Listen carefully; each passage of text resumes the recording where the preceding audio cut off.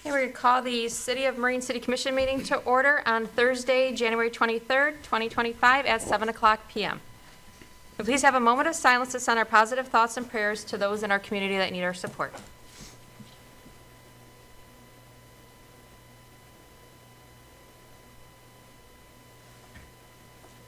Okay, now please join me in the Pledge of Allegiance. I pledge allegiance to the flag of the United States of America and to the republic for which it stands, one nation, under God, indivisible, with liberty and justice for all. Okay, get roll call, please. Commissioner Bryson. Here. Commissioner Hendrick. Here.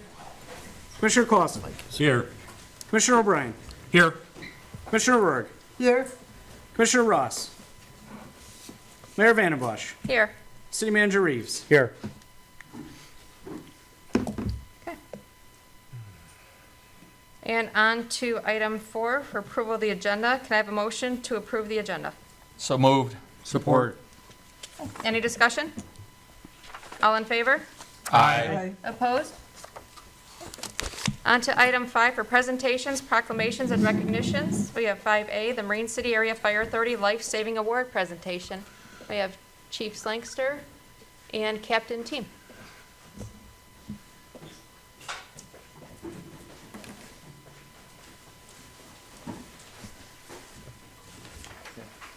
You guys want to come up here real quick? Is Scott Haverkamp and Will, please come forward.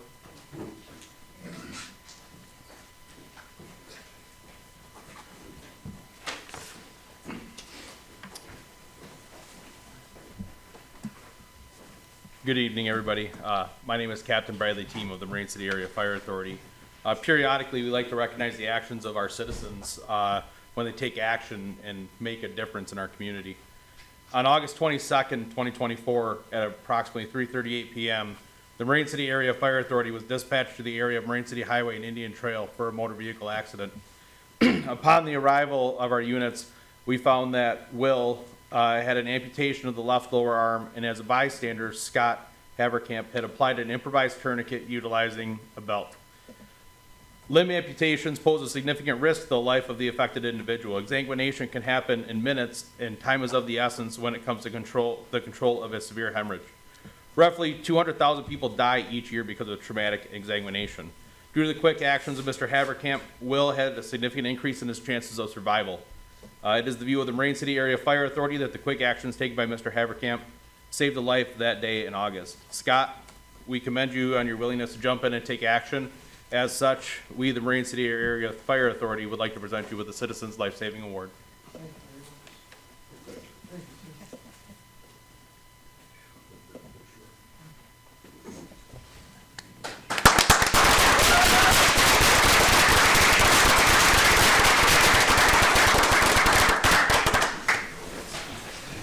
Wow, that's fantastic. That is good.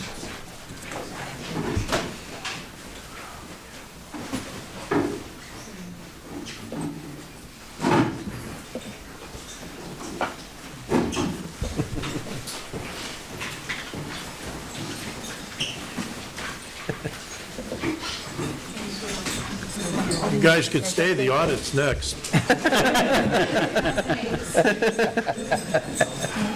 Follow that up, Curtis. Have you ever gotten someone to sit back down with that? No, they just walk faster, Sean. You just, All right. Hang on, you gotta. I'll give it just one more moment to. so where was this summer? Okay. That is hanging out the car. Why would I sell it?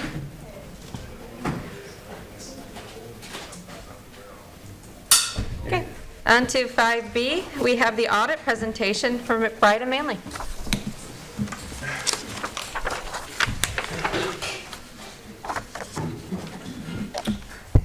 Move this out of the way. Good evening, everyone. My name is Curtis McBride. I'm a CPA for McBride Manley & Company. With me this evening is Samantha Hudson. She's a partner at our firm. We're here to present the results of our audit for the City of Marine City for the period ending June 30, 2024. Before I get into my slides, and all of you commissioners should have a hard copy of my slides in front of you, if you want to follow that way instead of on the screen. But I first want to talk about our audit opinion, which is in that thick bound document that you should have. There are 3 types of opinions you can receive from your audit. The first is what we call a clean or unmodified audit opinion, which means we believe the financial statements are in compliance with our standards and they're reliable. The second type is what we call a qualified opinion, which means that for the most part they're in compliance, but there may be a few exceptions. And the third type of opinion is what we call an adverse audit opinion, which means we do not believe the financial statements are reliable and they're not in compliance with our standards. I am pleased to announce that for June 30, 2024, the city did receive a clean or unmodified opinion from our firm. I want to clarify a few things with respect to that opinion. Number one, we're not providing an opinion on the financial health of the city. That's not the primary focus of our audit. Secondly, you can receive a clean opinion from your auditor and still have what we call internal control findings in your accounting system, and you did have some of those for June 30, 24. I'll talk about those at the end of my presentation. And you can still have audit journal entries that are required to be made to your accounting records and still get that clean opinion. And you were required to have some of those for June 30, 2024. I'll talk about the findings and the journal entries a little bit at the end of the presentation, because I think those are very important, especially when you put the context of 2024, in relation to other years. I think it's going to be critical. Presentation's going to go out here. All right. The first fund I want to talk about is the general fund. Now, the general fund primarily derives its revenues from property taxes, state shared revenues, and federal, state, and local grants. So here we're looking at the makeup of the fund balance for your general fund at the end of June 30. You can see you had about $3,576,000 of total assets on hand at the end of the year. You can see the majority of that is in cash and what we call other short-term investments at just over $2.9 million. Now, out of that $2.9 million, you had about $1.3 million invested in U.S. government treasury bills. So that's money that you're earning interest on. It's gaining some investment income. You can see you had another $471,000 in accounts receivable. So you actually have 3 long-term leases that you're receiving lease revenues on. You have 2 cell tower leases, and you have the Department of Homeland Security lease for that tower. And you had due from other governmental units. So that's primarily your May and June 2024 state revenue sharing that you didn't receive until July and August of 2024. So you can see you had about $727,000 of liabilities against those assets. So you finished the year with an ending fund balance level of about $2,849,000 in your general fund. I'll talk about the fund balance level in a little bit more detail in the subsequent slide. Here we're looking at the income statement for your general fund. We're comparing 2024 to 2023. I'll get into a little bit more details about the makeup of the revenues and expenditures, but you can see that your revenues stayed pretty consistent between these 2 years. You generated about $3,886,000 of revenues in 23 and about $3,876,000 in 24. So about a $10,000 decrease in revenues when you compare the 2 years. You can see with expenditures, you spent about $3,529,000 in 2023 and about $3,391,000 in 24. So it's about a $138,000 decrease in your expenditures in your general fund. Focusing only on 2024, as I mentioned, you generated $3,876,000 in revenues. You spent about $3,391,000. So you actually had a net increase to your general fund balance during 2024 of about $485,000.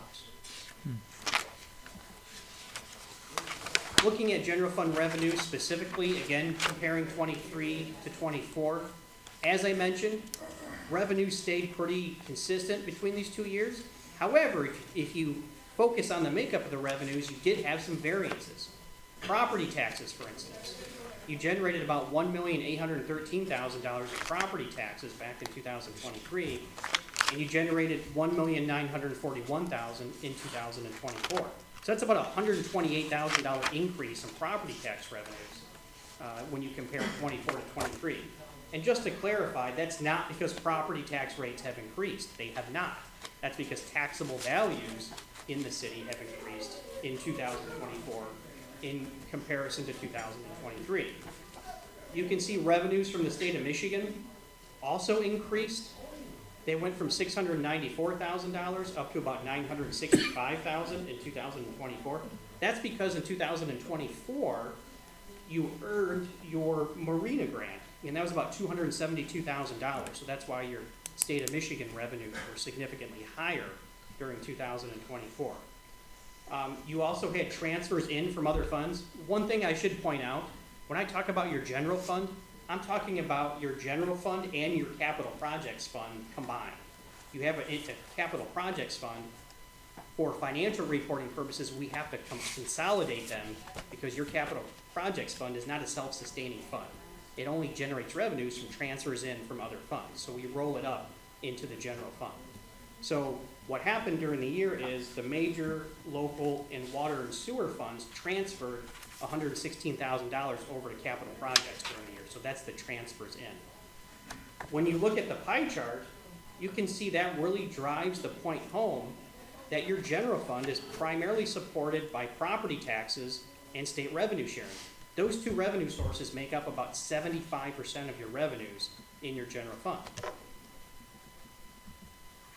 Looking at your general fund expenditures by type, again comparing 2024 to 2023, as I mentioned previously, your total expenditures did go down by about $138,000 when you compare 24 to 23.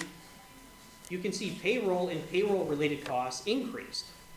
One reason for that is that your annual required contribution for your pension and retirees' health increased in 2024 compared to 23. You can see that capital outlay actually went down. So 2023 was a heavy capital outlay year. You spent about $532,000 in capital outlay in 2023. That's because you acquired 610 South Main Street for the marina property in 2023. So you spent about $359,000 for that back in 2023. Now for 2024, your major capital outlay items were the generator for City Hall was in 2024. You also acquired a Tahoe and body cams in the police department, and then you purchased equipment for the tot lot in 2024. So those were your major capital outlay purchases during 2024. You can see when you look at the pie chart, your general fund is labor intensive, and that makes sense. So a city that offers police services in public works, those are very labor intensive departments, so you would expect that a significant part of your expenditures in general are labor costs. Those were roughly 50% of your annual budget in your general fund. I have a couple of slides here where we're looking at some trend analysis, beginning with property tax revenues, going back to 2015. You can see you generated about $1,459,000 in property taxes back in 2015. That came up over $1.7 million for 2020, and as I mentioned previously, you generated about $1,941,000 in property taxes during 24. So you can see a positive or upward trend here in property tax revenues. And as I mentioned, that is not because property tax rates have increased, they have not. It's because taxable values have increased from 2015 to 2024. That's why you generated about $482,000 more in property taxes in 24 than you did back in 2015. Now what's interesting about this is if we took this all the way back to 2009, for instance, believe it or not, in 2009, you generated more than $2 million in property taxes in the 2009 fiscal year. So you generated less in property taxes in 2024 than you did back in 2009. And that's because what happened in 2010 is property values declined sharply in the city. So property taxes followed the decline in the taxable values. Due to the limitations and the cap placed on the increase in property taxes in the state of Michigan, due to Proposal A, which limits the increase on individual properties in a given year, And then you have the Headley Amendment, which comes in and places that same limitation on the city as a whole. So there's no cap on the decline or decrease in property taxes, only on the increase in a given year. So it has literally taken the city about 15 years to recover from that loss that it experienced in 2010. And if you remember on one of my first slides, almost 50% of your revenues are generated from property taxes. So again, you're working with about the same amount of property taxes in '24 as you did back in 2009. This is not a situation that's unique to the city of Marine City. Most communities in the state of Michigan have experienced this same issue. The next slide is the 10-year historical fund balance trend for your general fund. Again, going back to 2015, you can see you finished 2015 with a fund balance level of about $912,000. That went up over $2.2 million at the end of 2020. And as I mentioned previously, you finished 2024 with an ending fund balance level of about $2,849,000. To put that into perspective, that is about 77% of your annual revenues in your general fund. Now, for whatever reason, it seems to me the Michigan Department of Treasury used to use a benchmark. They would look at your fund balance in relation to your expenditures. Now it seems like they're comparing it to your total revenues when I see the data that they're publishing.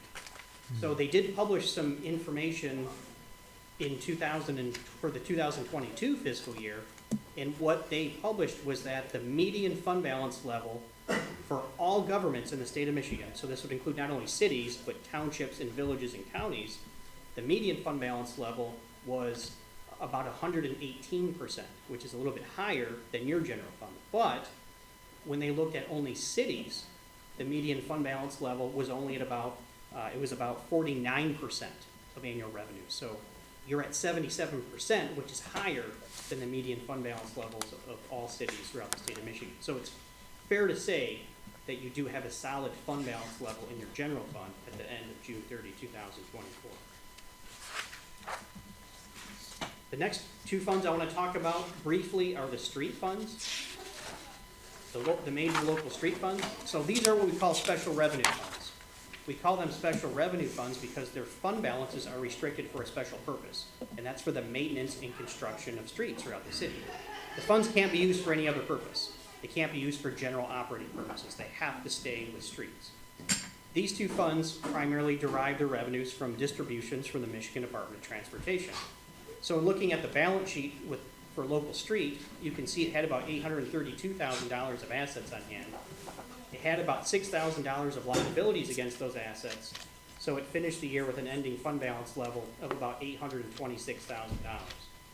Major Street had about $1,051,000 of assets on hand. It had about $7,000 of liabilities against the assets. So it finished the year with an ending fund balance level of about $1,044,000. Looking at the income statement for these two funds, you can see local street generated about $346,000. It spent about $153,000.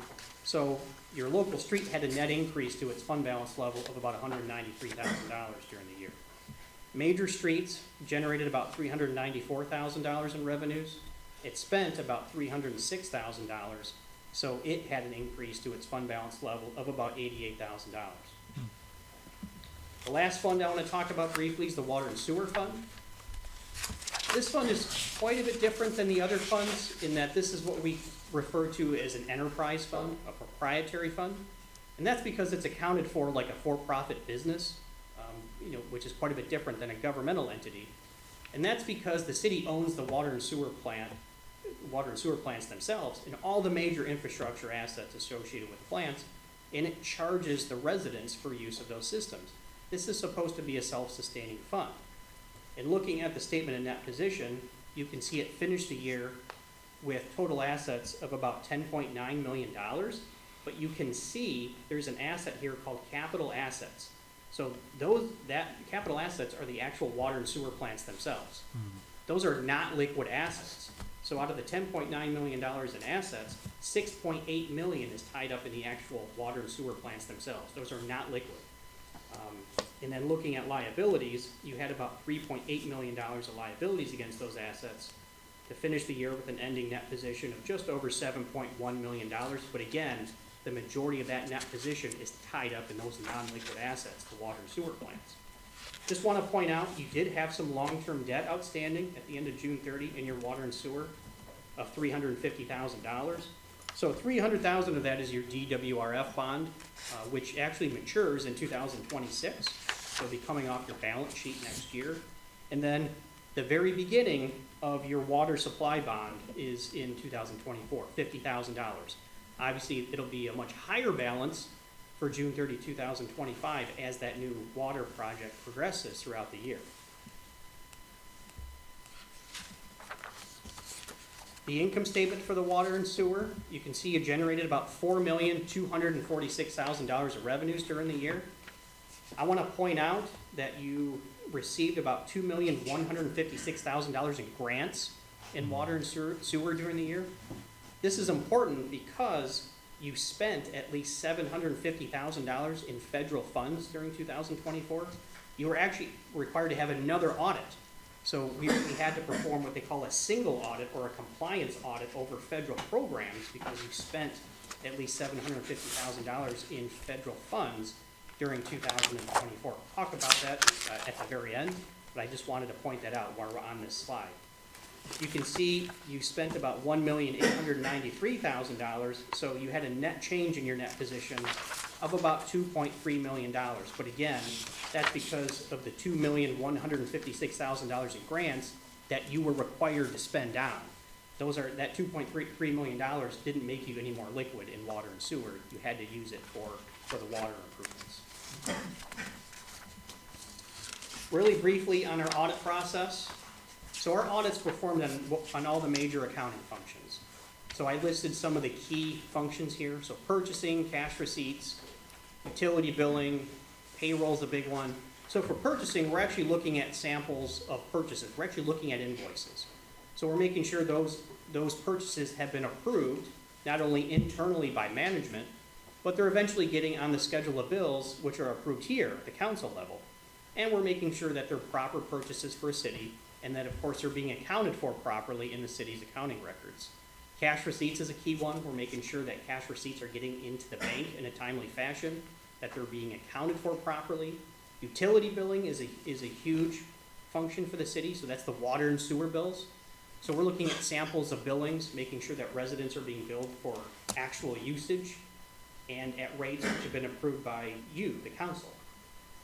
Payroll, we're looking at timesheets, we're looking at samples of payrolls, making sure employees have been paid for time actually spent working and at rates which have been approved by council. Then, of course, we perform all of our year-end reconciliations and the ending general ledger balances in order to put together the financial statements and then render our audit opinion. Really quickly here to finish up. Just because 2024 was substantially different because of the single audit, I do want to mention that. The good news is, similar to our financial statement audit, the city did receive a clean opinion on the single audit. So the city received a clean opinion over compliance with federal programs during 2024.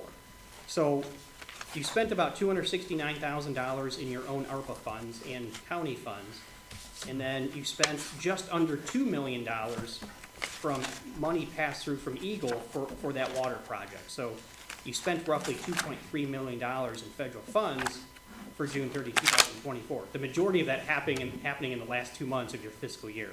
So that's why you're required to have the single audit.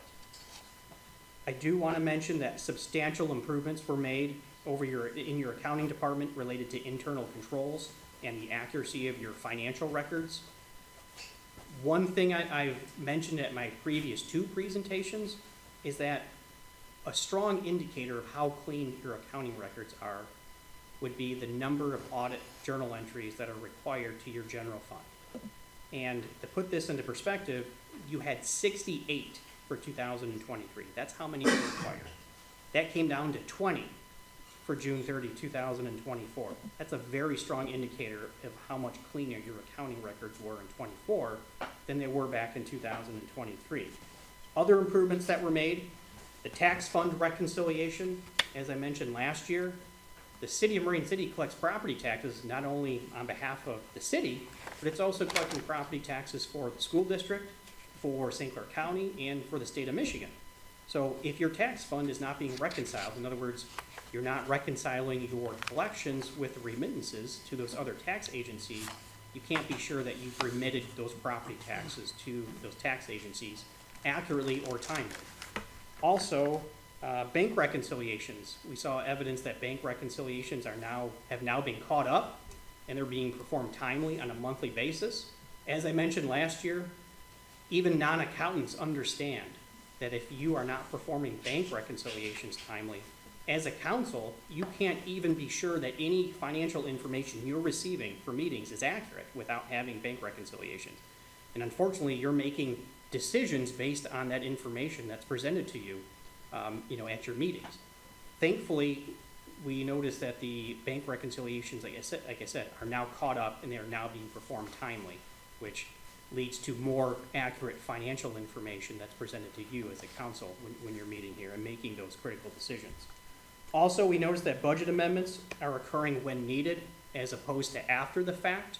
So you're supposed to make budget amendments as soon as information becomes available to you that makes you realize you're going to be over budget without the amendment. So that has also been cleaned up. And of course, the accounting records are just more accurate and cleaner than they were. And the strongest indicator of that is the decrease in the required audit journal entries. They went from 68 to 20 in 2024. So that's a substantial improvement. Some improvements still needed to be made at June 30, 2024. However, the good news is we see evidence that those improvements are already being made or have already been made subsequent to our audit. For instance, I noticed that this evening, I believe you're finishing off the approval of your new purchase policy, which I think is critical. There was some inconsistency with the use of purchase orders in the past, and a purchase order is critical for spending, for budget control. And I noticed in your new purchase policy, the use of purchase order is very clear. I believe it's mentioned half a dozen times in various areas in your new purchase policy. So that's a good thing, that this is going to get adopted and hopefully executed and followed consistently. Approving bills for payment before payments are actually being made, that's getting fixed. One of the findings we had in this audit, which has already been fixed, is that you didn't have a federal grants policy in place before the beginning of the fiscal year. And I noticed that you actually passed it, I believe, as we were wrapping our audit up. So you've already taken care of that.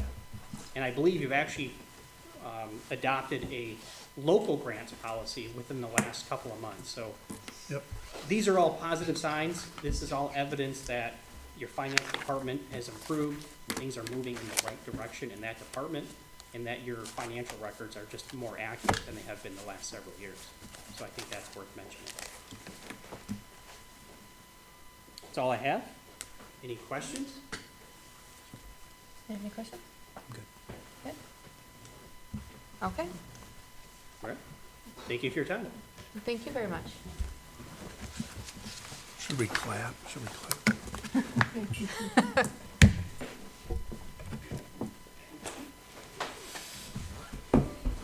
Okay, on to item 6 for public comment. Anyone is welcome to address the city commission. Please state your name, limit your comments to 5 minutes. Commission will not respond if follow-up is necessary, and please direct your comments towards the commission. Would anybody like to speak? Mr. Hilbright?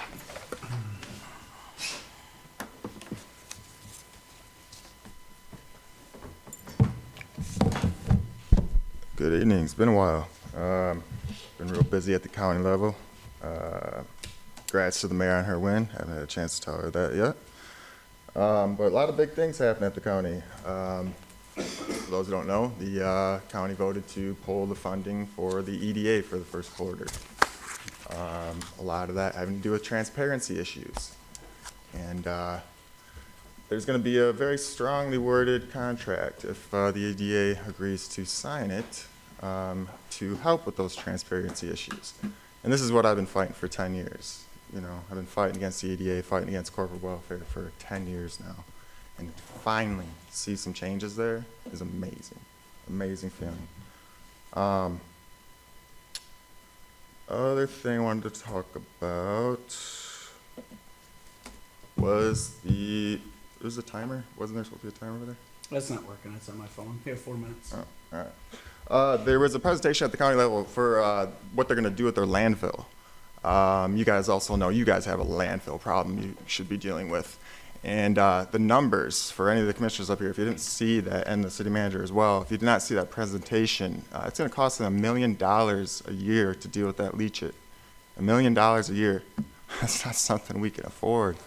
So that, you know, dump that's just sitting over there on Indian Trail that nobody wants to talk about, we got to start talking about it because it's our dump, right? So let's start dealing with it.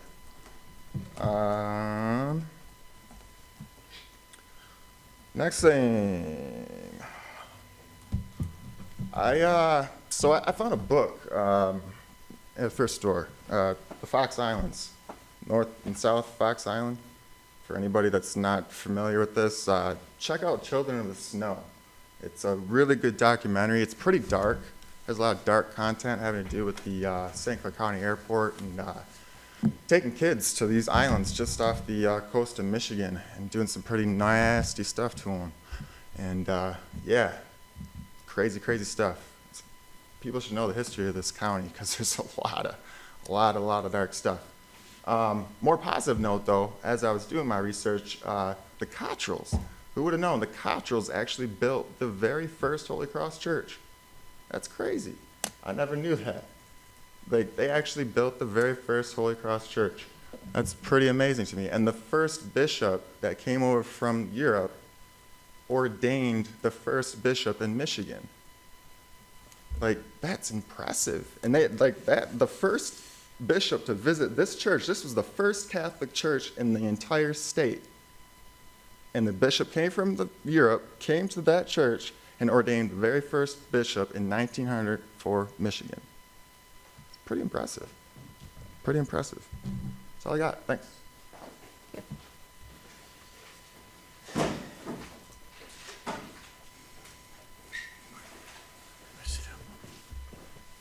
So, a lot of, does this microphone work? Mm-hmm. Okay. A lot of big changes have been going on in the county lately. Obviously, there's been the county pulling out of the EDA. There's been a lot of controversy over a solar farm project. I guess it's times like this where I go back to the teachings of Karl Popper. He was someone who was around the time of Sigmund Freud and of Albert Einstein. And what he noticed between these two men is he accused Freud of engaging in pseudoscience, and he praised Einstein for engaging in science. And he came up with a saying that I think is really important that we often forget, which is that pseudoscience confirms, science disconfirms. And I think one of my concerns is that oftentimes that we're afraid to prove ourselves wrong, which I feel is oftentimes what we need to do in order to advance knowledge in general. While I understand that, I mean, there were these big decisions pulling out of the EDA and, like I said, the controversy over the solar farm. I'm just concerned that this was driven a lot by people, you know, if you were opposed to the solar farm, then you only looked up information that would support your cause of being against it, and you ignored information that said there were any positive effects. And I think the same thing with the EDA, which is people only looked up information that supported their cause against the EDA, and they ignored information that said that stated the good things the EDA did. I think my concern is we need to. Take the advice of Karl Popper. I think from now on I'm going to try to carry his book with me. I ordered it on Amazon, but and I think it's important to remember that pseudoscience confirms and science disconfirms. And I think that's just a good thing we need to remind ourselves of, because if we're not willing to disprove ourselves and our beliefs, then I feel like we just go further and further down rabbit holes and misinformation, disinformation, that kind of thing. So just thought I would state my concerns there. Thank you very much. Thank you. Is there anybody else? Anyone else for public comment? Okay. No one else? We'll move on to then 7 for approval of the minutes. Can I have a motion to approve the City Commission meeting minutes of January 9th, 2025? So moved. Support. Any discussion? All in favor? Aye. Opposed? Carries.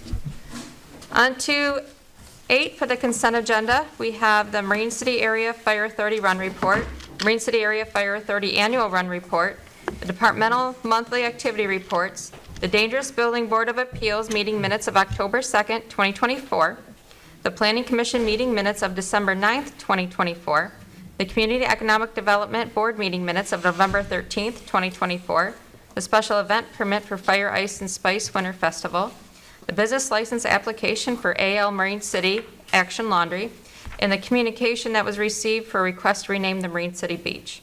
Can I have a motion to approve the consent agenda items A through I as presented? Make a motion, we approve the consent agenda, letters A through I as presented. Support. Roll call vote, please. Commissioner Bryson? Yes. Commissioner Hendrick? Yes. Commissioner Clausen? Yes. Commissioner O'Brien? Yes. Commissioner Rourke? Yes. Mayor Vandenbosch? Yes. Motion carried. Okay. On 9 items removed from the consent agenda, there are none. So moving on to 10, financial business, we have 10A, expenditures including payroll in the amount of $927,239.90. Could I have a motion to approve the expenditures including payroll in that amount of $927,239.90? Make a motion, we approve expenditures, including payroll, for $927,239.90. Support. Any discussion? Okay, roll call vote, please. Commissioner Hendrick? Yes. Commissioner Clausen? Yes. Commissioner O'Brien? Yes. Commissioner Rourke? Yes. Mayor Vandenbosch? Yes. Commissioner Bryson? Yes. Motion carried. On to 10B for the preliminary financial statements for December of 2024. I have a motion to receive and file the preliminary financial statements for December 2024 as presented. So moved. Support. Any discussion? All in favor? Aye. Opposed? On to C for Resolution 003-2025, that's the poverty exemption. I have motion to approve the Resolution 03 of 2025 regarding the 2025 poverty exemption policy and guidelines. Make a motion, we approve resolution number 003-2025. Support. Okay, any discussion? Okay, roll call vote, please. Commissioner Clausen? Yes. Commissioner O'Brien? Yes. Commissioner Rourke? Yes. Mayor Vandenbosch? Yes. Commissioner Bryson? Yes. Commissioner Hendrick? Yes. Motion carried. Okay, on to 10D for fiscal year end June 30, 2024 for the annual audit. Could I have a motion to receive and file fiscal year end June 30 of 2024 annual audited financial statements as presented? So moved. Support. Any discussion? Okay, roll call, please. Commissioner O'Brien? Yes. Commissioner Rourke? Yes. Mayor Vandenbosch? Yes. Commissioner Bryson? Yes. Commissioner Hendrick? Yes. Commissioner Clausen? Yes. Motion carried. Okay, on to E, fiscal year end June 30, 2024, the single audit report. Could I have a motion to receive and file year end June 30, 2024 single audit reports as presented? So moved. Support. Okay, any discussion? Hey, roll call, please. Commissioner Rourke? Yes. Mayor Vandenbosch? Yes. Commissioner Bryson? Yes. Commissioner Hendrick? Yes. Commissioner Clausen? Yes. Commissioner O'Brien? Yes. Motion carried. Okay, on to unfinished business, 11. We have 11A, ordinance 25-001, the purchase ordinance, second reading. Can I have a motion to approve ordinance 25-001? That's the ordinance relating to purchasing, contracts, and sale and disposal of property for second reading and adoption. Make a motion, we approve ordinance 25-001 for second reading and adoption. Support. Any discussion? I just saw one error in section 34-02. It says finance directors. Shouldn't that have an apostrophe in there? Unless we have lots of financial directors. About halfway through the paragraph. I see it. Yep. We can fix that. Yeah, that's all. Or we can add a finance director Yeah, on top of it, make it plural.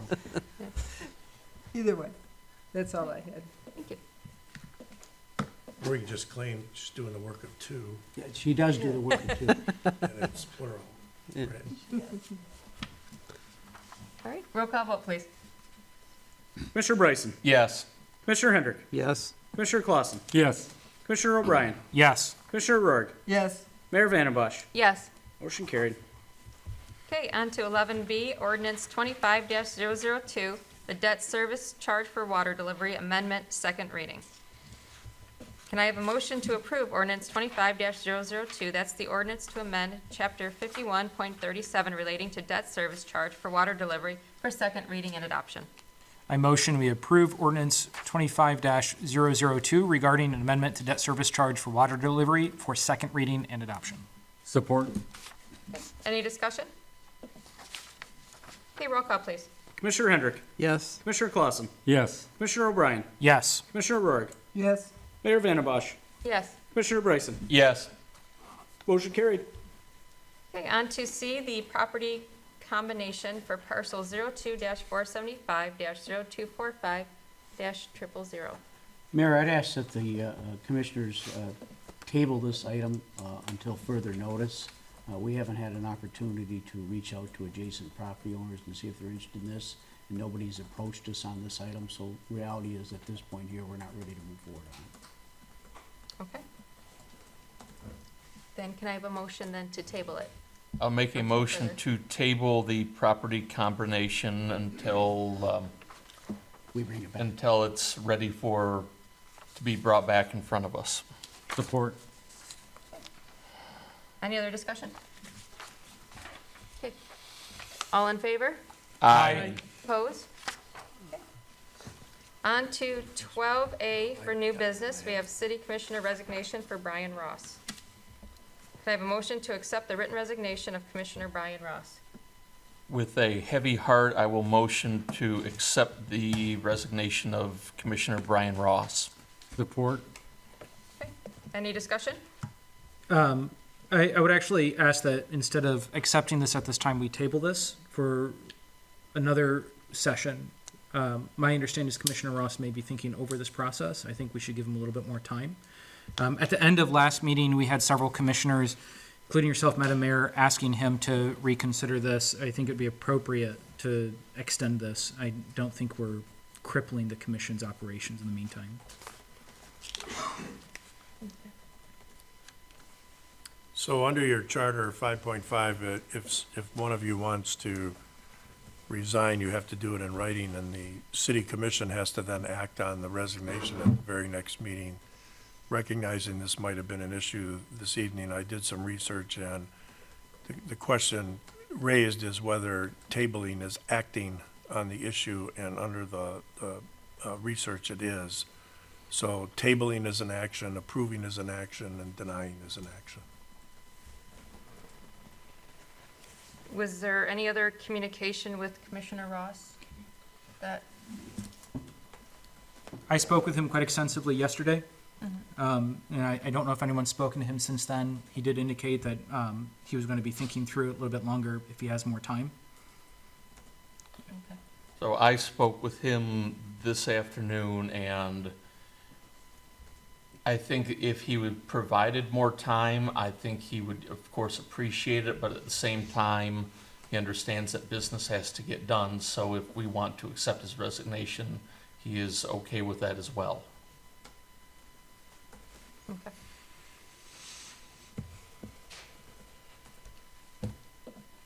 Is there, since we've started the process of accepting his resignation, and we're presumably about to move to a vote, is there a way to intervene to move to a table should the fellow commissioners prefer that direction at this time? Or are we like stuck in having to accept or not accept? Well, normally a motion to table would take precedent over Okay. other motions. I'll amend my motion to table the acceptance of Commissioner Ross's resignation till our next meeting. Support. Okay. I'd just like to say, I get it, but it's been 2 weeks. And yes, I did make that comment, but after a couple weeks, I would have hoped he could have decided by then. But yes, because we have a timetable now too, so that'll mean 2 more weeks, and then, 60 days? You have to fill the vacancy within 60 days under your charter. So it's just gonna drag things out longer. And you have to get applicants and do your reviews on what I would have thought. I would have hoped that at this point, after 2 weeks, to me, that should have been an adequate amount of time to try to figure out whether you want to stay or go. Bob, is that 60 days after we accept the resignation? Is that when the clock starts ticking? Hang on one second, Mr. Bryson.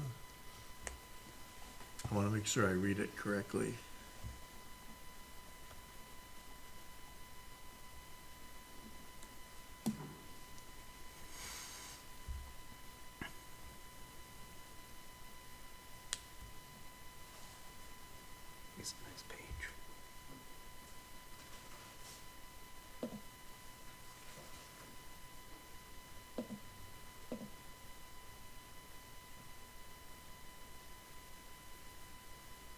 I think it's 60 days from the date of your acceptance of the,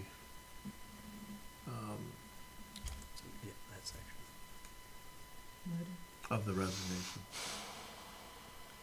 Have we had any inquiries from the public, from individuals that are interested in filling the seat? We probably won't until we put it out there that he's, And that's fair, but if anyone's called the city offices interested in the position, I mean, that, I think that would be pertinent if there's individuals that are eager to step forward. I have not had any I contacts from haven't had anybody. any. again, until everybody figures out that whether he's in or out, most people aren't gonna apply unless they know for sure that there's an opening. And I think that that's a fair assessment. I also think it's of interest if anyone is like calling up the city office and saying, hey, you know, has this been accepted or what is the process? I would like to look into this. Yeah, I've had somebody who is interested and asked, should the vacancy become available, the Okay. process. Thank you. Yep. Okay. So the motion to vote on is to table it for one meeting? Correct. Okay. All right, roll call, please. Commissioner Clausen. No. Commissioner O'Brien. Yes. Commissioner Rurick. No, Mayor Vandenbosch. Yes. Commissioner Bryson. Yes. Commissioner Hendrick. No. City Attorney. Okay.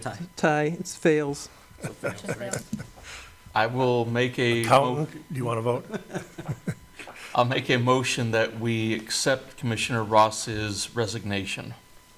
Support. Any further discussion? Roll call, please. Commissioner O'Brien. Yes. Commissioner Rurick. yes, Mayor Vandenbosch. Yes. Commissioner Bryson. Yes. Commissioner Hendrick. Yes. Commissioner Clausen. Yes. Motion carried. So now with that, the vacancy is officially declared Yes. open? Yes. Okay, and then we'll accept applications for the next 30 days, and then that would give us time then to come back to a meeting to, You or might be in go through a, a process? yeah, you'd probably be, Jennifer, you'd probably be ready to act on this your first meeting in March. So we'll post this tomorrow via our website and any other media, and then schedule something before, take applications for 30 days. Okay. So through the month of February, Bob, we'll take applications and then bring those applications to the board in March. For action at your first meeting. Action first meeting. Thank you. Okay. Do good reading, because you're not gonna have time to adjourn that. Okay. Okay. On to 12B, new business, the SEMCOG delegate and alternate designation. And this would be needing a motion to reappoint myself, Mayor Jennifer Van Bosch, as the SEMCOG delegate. I'll make a motion to reappoint the mayor as the SIMCOG delegate. Support. Okay, any discussion? Roll call, please. Commissioner Rurick. Yes. Mayor Vandenbosch. Yes. Commissioner Bryson. Yes. Commissioner Hendrick. Yes. Commissioner Clausen. Yes. Commissioner O'Brien. Yes. Motion carried. Hey, and I can have a motion to appoint City Manager Mike Reeves as the SEMCOG alternate. So moved. Support. Any discussion? Roll call, please. Commissioner Bryson? Yes. Commissioner Hendrick? Yes. Commissioner Clausen? Excuse me. Yes. Commissioner O'Brien? Yes. Commissioner Rourke? Yes. Mayor Vandenbosch? Yes. Motion carried. Okay, and to C, Resolution 002-2025, the Congressional Directed Spending / Community Funding Application and Designation of Applicant. I have motion to approve Resolution 002-2025, a resolution authorizing Congressional Directed Spending, Community Funding Application and Designation of Applicant. And Mayor, if you will, this is part of the funding opportunities that I told you we were going to do as part of a community reach out through both senators and our congresswoman. We'll be making application for congressional funding or the old earmarks funding. I think it's important that our community approach this with, we have several projects in mind that would benefit from this type of funding, and I think it would assist us greatly. We have received and solicited a number of letters of support throughout the community and adjoining township in our quest, so I'd ask you to approve it. Yeah, there's one typo, I see it. We already caught that. Okay, It's great. in the first It was whereas. Yeah. our copy editor. Is there any way you can be at my office tomorrow morning to Sure, review I some charge other documents? $50 an hour. Right. These together. Can I get a motion, please? I'll make a motion to approve Resolution 002-2025. Support. Okay, any other discussion? Okay, roll call, please. Space. Commissioner Hendrick? Yes. Commissioner Clausen? Yes. Commissioner O'Brien? Yes. Commissioner Rourke? Yes. Mayor Vandenbosch? Yes. Commissioner Bryson? Yes. Motion carried. Okay, Resolution 004-2025 for the CWSRF. Can I have a motion to approve Resolution 004-2025? That's a resolution authorizing the development and filing of a project plan to Eagle under the Clean Water State Revolving Fund, the CWSRF, focused on the upgrade and repairs to the Marine City wastewater treatment plant. Make a motion to approve Resolution 004-2025. Support. Okay, any other discussion? Roll call, please. Commissioner Clausen? Yes. Commissioner O'Brien? Yes.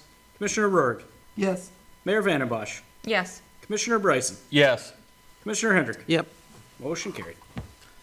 Okay, on to E, Resolution 005-2025, that's authorizing the city manager as a signatory for the purchase of real property. I have a motion to approve Resolution 005-205, a resolution authorizing the city manager as a signatory for the purchase of real property. Folks, this is required for our closing on Monday. Title company made it clear we had to have a resolution and the seller had to have a resolution. So this is our half of that transaction. I'll make a motion to approve Resolution 005-2025. Support. Okay, any other discussion? Roll call, please. Commissioner O'Brien? Yes. Commissioner Rourke? Yes. Mayor Vandenbosch? Yes. Commissioner Bryson? Yes. Commissioner Hendrick? Yep. Commissioner Clausen? Yes. Motion carried. Okay, records retention policy, item F. Can I have a motion to approve the records retention policy as presented? So moved. Support. Any other discussion? Roll call, please. Commissioner Rourke? Yes. Mayor Vandenbosch? Yes. Commissioner Bryson? Yes. Commissioner Hendrick? Yes. Commissioner Clausen? Yes. Commissioner O'Brien? Yes. Motion carried. Okay, under G, the email retention policy. Can I have a motion to approve the email retention policy as presented? So moved. Support. Any discussion? I have a question. According to what I read, it's up to the employees to delete or not delete the emails.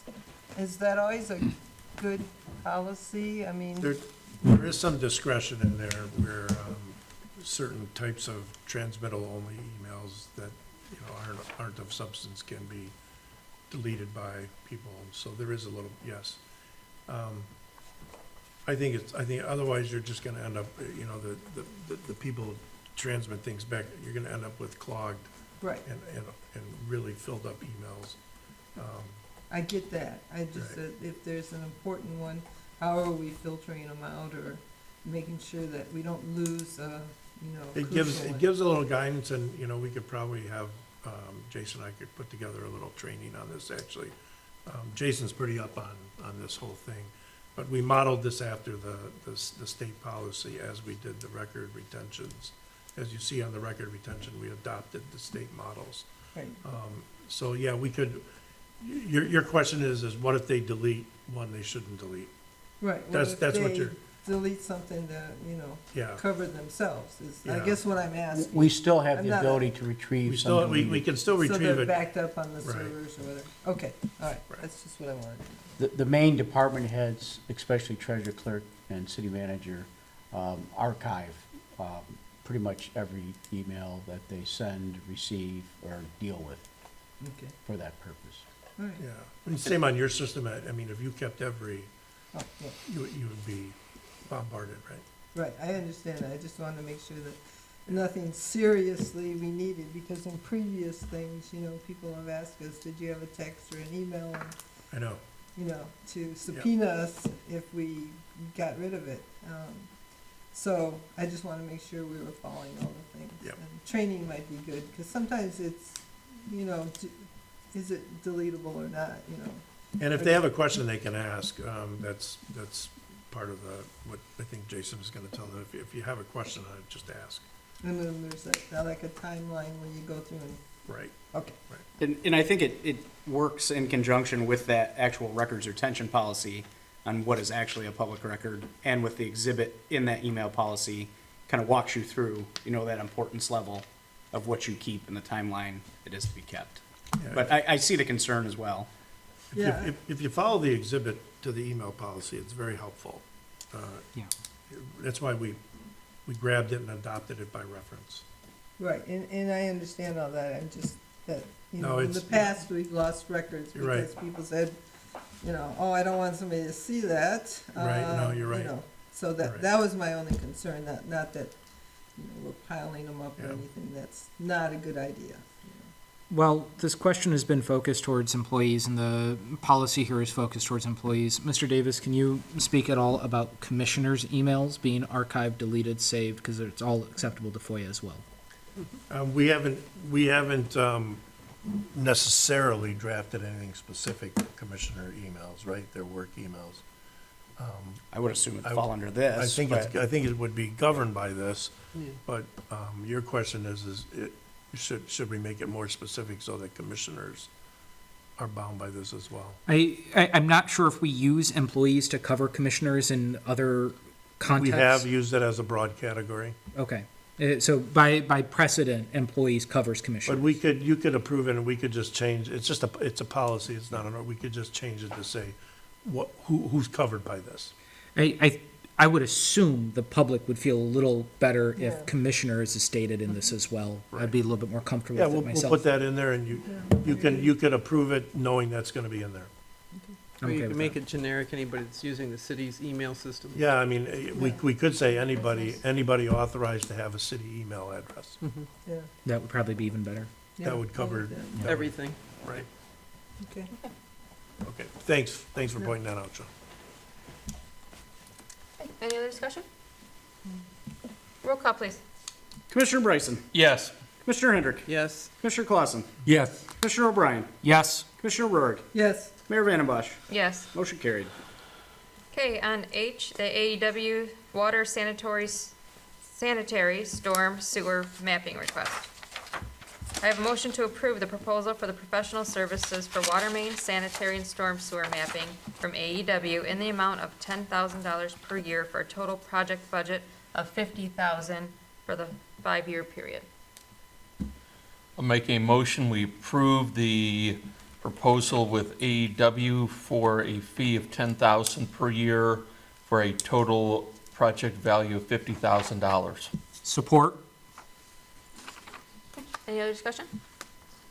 I can add, if need be, this is a critical piece for our infrastructure, and I'll explain in further detail later on, but if we would have had something like this in place, it would have given us a roadmap to follow instead of kind of searching blindly as we've been going along. So this is a critical piece here, So this especially is- with us. This is redoing mapping our entire the infrastructure. entire infrastructure. It's really important. Really need it, yeah. Now, there was significant mapping of some sort done. Do we have a clear understanding of why this was missed? And part of this, we've had I'm so many gonna- changeovers in the office. I'm not trying to call out any specific one, but is this like was this an oversight? Is it a misstep in the process? Or is this just like that extra step that we should have taken? I think we're gonna review this in closed session. Thank you. Roll call, please. Commissioner Hendrick. Yes. Commissioner Clausen. Yes. Commissioner O'Brien. Yes. Commissioner Rourke. Yes, Mayor Vandenbosch. Yes. Commissioner Bryson. Yes. Motion carried. Now we're on to I for the Bell River Pump Station repairs. And we have this in 4 different voting segments. So we'll start first with the motion to approve the quote from ML Chartier Excavating not to exceed $10,000 for the emergency repairs on the Bell River Pump Station. I'll make a motion to approve payment of the quote from ML Chartier Excavating for $10,000 for emergency repairs on the Bell River Pump Station. Support. And for discussion. Could we amend that to say not to exceed 10,000? I will amend my motion. I've sent out emails to the commission in regards to the emergency issues that we're facing at the Bell River Pump Station and the timelines that we were dealing with. That pump down had to occur immediately in order to avoid discharge, not only into people's homes, but into the rivers. Fines. And fines that we would have achieved from them, in addition to the other issues that you're going to undertake tonight. And there's no need for waiving anything because these were emergencies. Emergency. And very candidly, some of the other ones there are sole source in terms of the replacement equipment or equipment that's being fixed, that's, you have to go back to them. Okay, roll call, please. Commissioner Clausen. Yes. Commissioner O'Brien. Yes. Commissioner Rourke. yes, Mayor Vandenbosch. Yes. Commissioner Bryson. Yes. Commissioner Hendrick. Yes. Motion carried. Can I have a motion to approve the quote from Kennedy Industries not to exceed $22,000 for the emergency repairs on the Bell River Pump Station? I'll Make make, a motion to approve the quote from Kennedy Industries not to exceed $22,000. Support. Any discussion on that one? Okay, roll call, please. Commissioner O'Brien. Yes. Commissioner Rourke. yes, Mayor Vandenbosch. Yes. Commissioner Bryson. Yes. Commissioner Hendrick. yes. Commissioner Clausen. Yes. Motion carried. Can I have a motion to approve the quote for Zimmer Roofing not to exceed $30,000 for the emergency repairs on the Bell River Pump Station? Make a motion to approve the quote from Zimmer Roofing not to exceed $30,000. Support. Okay, any discussion? Roll call, please. Commissioner Rourke. yes, Mayor Vandenbosch. Yes. Commissioner Bryson. Yes. Commissioner Hendrick. Yes. Commissioner Clausen. Yes. Commissioner O'Brien. Yes. Motion carried. Can I have a motion to approve the invoice for Allied Instrumentation not to exceed $5,300 for emergency repairs on the Bell River Pump Station? Make a motion to approve the invoice from, for Allied Instrumentation not to exceed $5,300. Support. Discussion? Roll call, please. Commissioner Bryson. Yes. Commissioner Hendrick. Yes. Commissioner Clausen. Yes. Commissioner O'Brien. Yes. Commissioner Rourke. yes, Mayor Vandenbosch. Yes. Motion carried. Okay, on to J for the park entrance signs. Thank you, Mayor. If you look at the sign, these, we're talking about now about the park entrance signs, carrying through the same theme that we did with the entrance to the city signs, which are all up, and we've gotten some nice feedback on those. These are in a similar vein, and each one of the parks would be identified independently, so, you know, Civic Park would have their own and that type of thing. So we're trying to standardize all the signs and then provide fresh signage to all the parks that's consistent throughout the city. And then as we move forward into wayfaring signs along different parts of the city, we'll also keep the same consistent design so that everything has synergy and it matches. Will there be one for the Memorial Park report? What am I forgetting him now? Denny. Denny. Denny. He's been wanting that for the Memorial Park. He was willing to pay for it. I told him no. He wanted to pay for his own. There'll be one for Memorial Park as well, Yes, I just want to make sure that that's in there because the poor man has been waiting and he takes such good care of that You want park. what? Yeah, he does. Did he have a different design than what we're approving? I don't think he really cared, just wanted to get a sign. I think Aaron may have a little different design than Yeah. this for the Memorial Park. I know, he just wanted something in there because there was nothing. We'll make sure it's taken care of. Okay, thank you.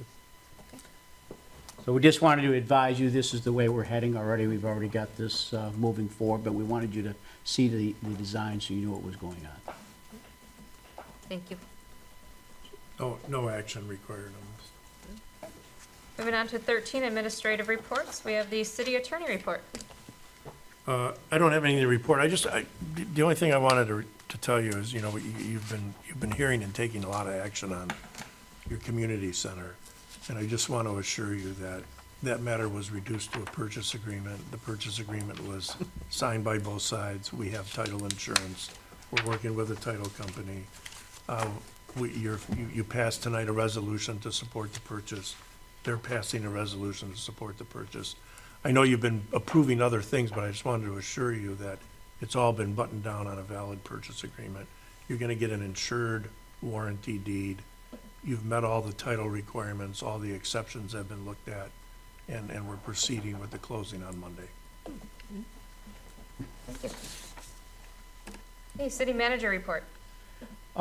Just a couple things. First of all, I want to thank Curtis and his partner for their hard work on our audit.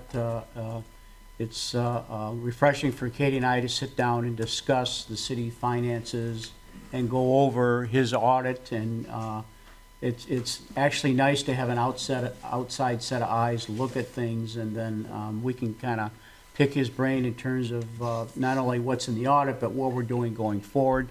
So I appreciate your assistance and your help. I have to give most credit to Katie, who has done a tremendous job in turning around a number of years where there was no continuity in that position, and it significantly hurt you. And just as I've said before, it's like a stain in the wash. It takes several years to get the impact of those years out of our business cycle as we keep doing. And I know you're getting tired of seeing policies and different things come to you pretty much every meeting, but they're all in mind, like that purchasing policy really allows us to modernize and do what's expected and move us forward. And it'll solve many more problems than you'll believe. It'll really help us smooth our business model out, but it also provides parameters in terms for the staff to work through and understand. And as once we get the BS&A piece up as well with the purchase orders, I think you'll see a very seamless move into that. But I want to thank Curtis and Katie for their hard work. And my report, I sent you 6 pages tonight earlier, and I'll give you the rest of it in closed session. And thank you for those reports. Yes. It's nice having Like those. to be kept up to date. Okay. Reports from department heads. We have several department heads with us this evening. We've got the fire chief, we've got the finance director, and we have the city clerk. Anyone? So who would like to go first? Anything on elections?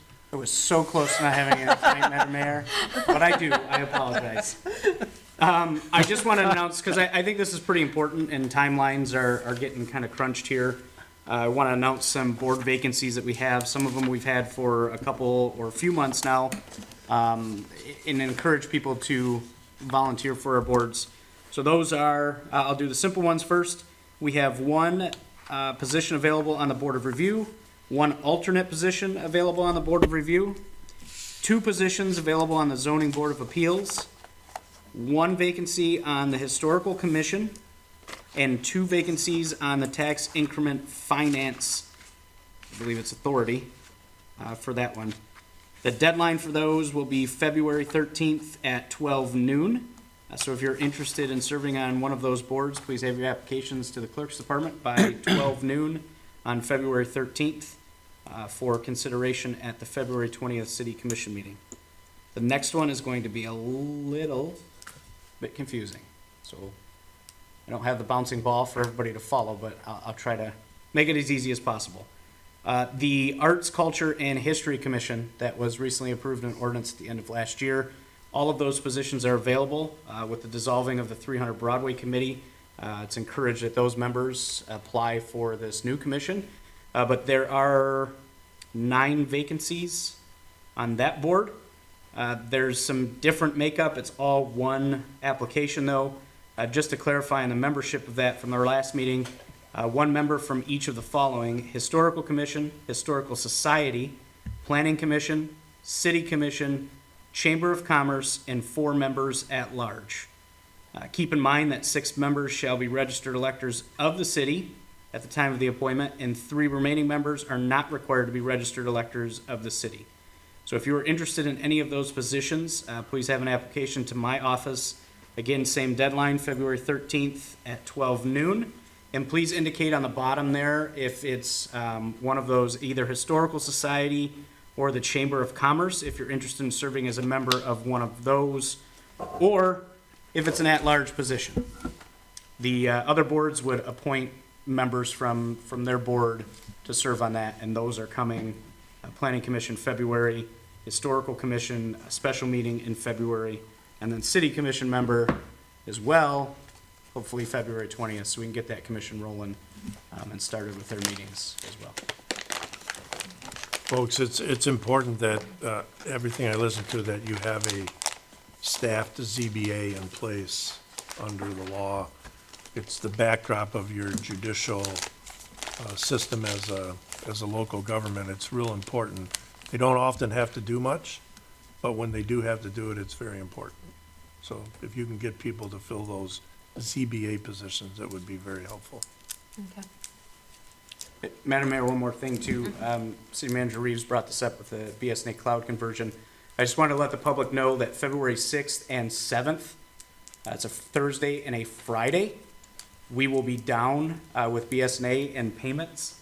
That Thursday and Friday, the office will be open. We'll accept cash payments only and check as well. And we'll give you a handwritten receipt and process those once our payment system and cloud is live the following Monday. Keeping in mind as well, no internet payments will be available over that weekend in that time period either. So that Thursday or Friday, you'll have to make payments in person in office via cash or check. And then that following Monday, when we go live on cloud and with the new payment system, you'll be able to come in and it's, fingers crossed, business as usual. Hopefully the conversion goes smoothly. All right, and I'm taking you're posting that. We'll post that as well. Yes, yes. Thank you. Okay.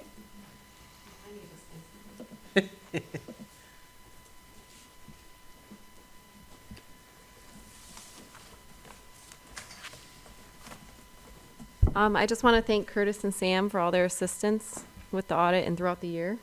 It's been, 18 months since I've been here. It feels a lot longer than that. But honestly, I just wanted to also thank Mary Ellen McDonald. She retired long ago, and she's still helping, still assisting. And I say this all the time to them. I'm only successful because she's helped me get back to where we were in 2019. It's been an interesting 18 months, lots of projects, lots of setting up policies and procedures, and without her, I would not be as successful as I've been. So I just want to thank her publicly. She's awesome. Yep. That's it. Thank you. Chief, anything else? Okay. All right, moving on to Commissioner privilege and liaison reports, and we'll start with Commissioner Clausen. Well, the planning commission had somebody, I believe it came to at the meeting, that were asking about what's going on at Bell River Road. And that demolition, there's somebody bought that, and what they're gonna do with it hasn't come to the planning commission with any prints or anything, so. But if you notice, if you go down the Bell River Road, you'll see all them old houses are down and it's getting cleaned up, so. Okay, And that's all I have, thank you. thank you. Commissioner Bryson? Just real quick to thank Katie again for everything you have done and continue to do for the city, so thank you. Thank you. Commissioner O'Brien? Thank you. City manager, please keep the policies coming. I like that reading personally. It's one of those things I do enjoy. I actually think policy work is incredibly important for the transparency and trust of the public, for us to understand what we expect of staff, what staff expects to do from us, and vice versa. So please, I think those things are great, and if the public has any questions on them, please come forward, but it helps everyone run properly. Please step forward to fill a lot of these vacancies. For those of you that served in 300 Broadway, please consider applying for the ACH commission. We would love to continue to work with you, or at least speaking for myself, I'd love to continue working with you all. We should be extending a special thank you to our DPW staff for taking on the various water main breaks and the chilling cold work that they've been doing lately. This has been incredibly important to the city staff, Katie and those in the office, and McBride and Manley here for making these audits possible. We really need these materials going, and I'm happy to be on this commission at a point where that's been heading in a great trajectory, right? That's much better than probably joining at a time where we're trending downward. So you've made this a little easier on me. Thank you.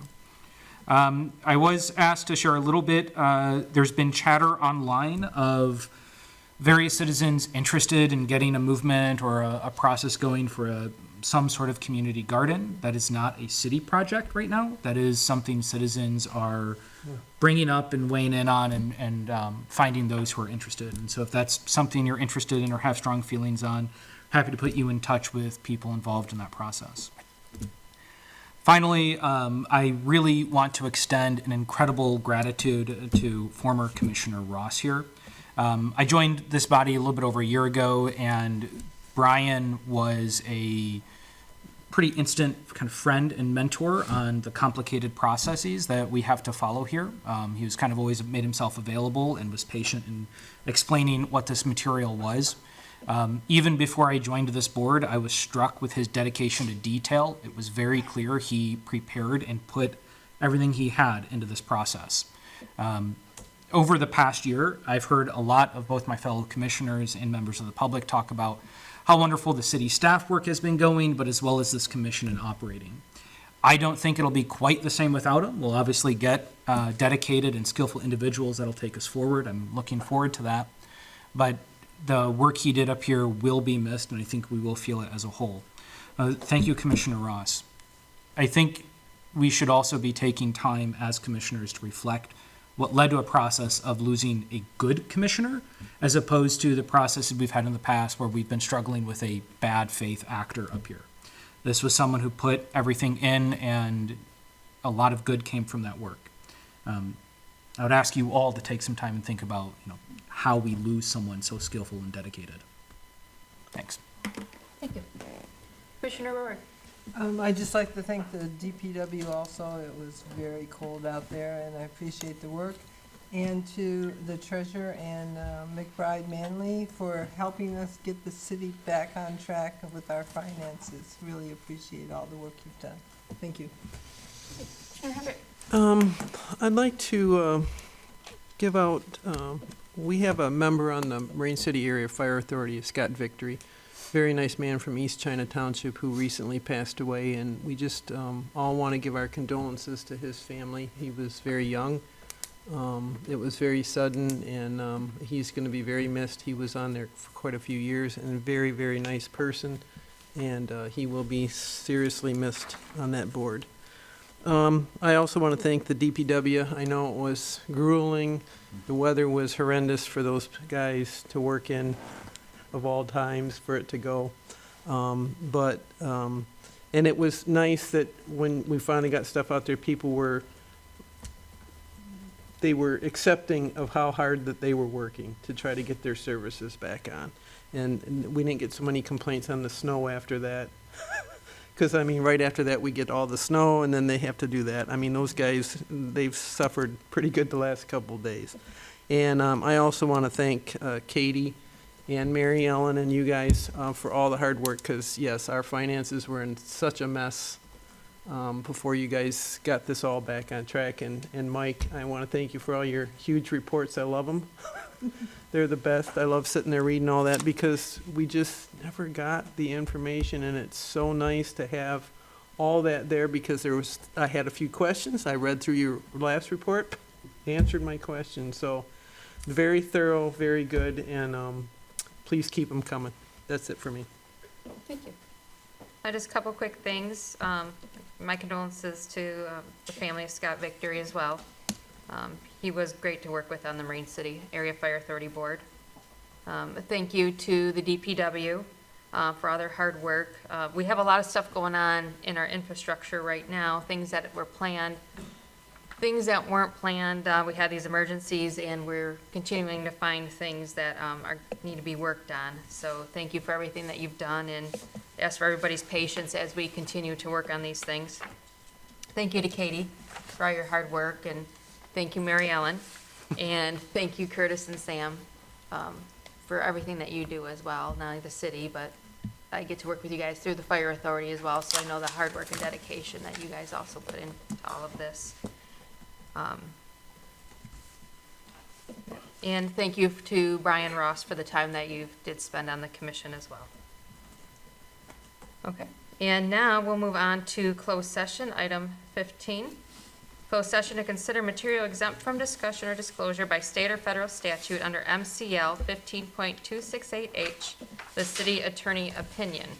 City Commission will enter into the closed session to consider material exempt, but we will not take action until we come back into open session. If anybody would like to stay in here while we go in closed session, we can go into the board meeting room in city offices, and then we can come back out when we're ready for any kind of open action. Could you do that, or would you guys prefer to stay here? No, we can do that. We can, We want to stay here, you can wait outside. all right, and with that, I'll need a motion to enter into closed session. So moved. Support. Okay, roll call vote, please. Commissioner Hendrick, Yes. Commissioner Clausen, Yes. Commissioner O'Brien, Yes. Commissioner Rourke, Yes. Mayor Vandenbosch, Yes. Commissioner Bryson. Yes. Motion carried. Okay.